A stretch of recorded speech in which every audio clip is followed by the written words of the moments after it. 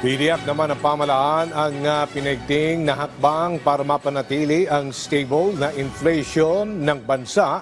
Ayon kay DepDev Undersecretary Rosemary Edilion, ang muling pagbagal muli ng pagtaas ng presyo ng mga bilihin at serbisyo sa bansa ay patunay na gumagana ang mga policy intervention na ipinatutupad ng pamahalaan. Dahil dyan patuloy ang aksyon ng pamahalaan upang matugunan ang posibleng price shocks at maagapan ang mga inflationary pressure.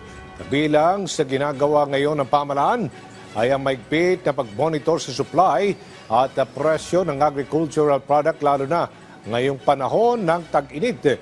Iginit ng opisyal, hindi lang target ng pamahalaan na mapababa ang inflation, kundi ang matiyak na ramdam ng mga Pilipino ang pagbaba ng presyo ng bilihin at serbisyo sa bansa.